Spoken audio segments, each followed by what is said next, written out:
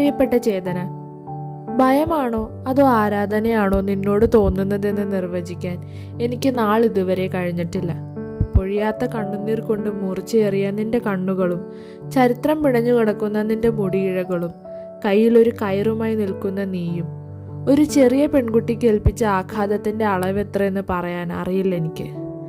മരണത്തെ അനന്തരാവകാശമായി നീ കൊണ്ടു നടന്ന രീതി കാരണം നീ എന്നെ വല്ലാതെ ഭയപ്പെടുത്തിയിട്ടുണ്ട്.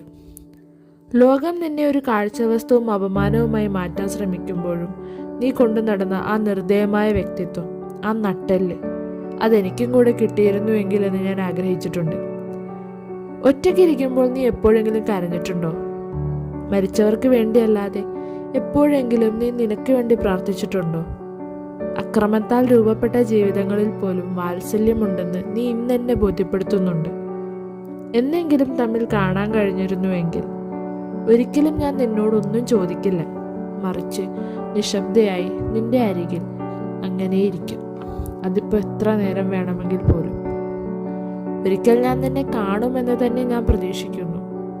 അത് പക്ഷേ നിന്റെ നിഴൽ കണ്ട് പേടിച്ചൊരു പെൺകുട്ടിയായിട്ടായിരിക്കില്ല, മറിച്ച് നിന്റെ അരികിൽ നിൽക്കാൻ കഴിയുന്ന അതിന് കെൽപ്പുള്ള ഒരു സ്ത്രീയായിട്ട് എന്ന് ഒടുവിൽ നിശബ്ദതയുടെ അർത്ഥം മനസ്സിലാക്കിയവൻ.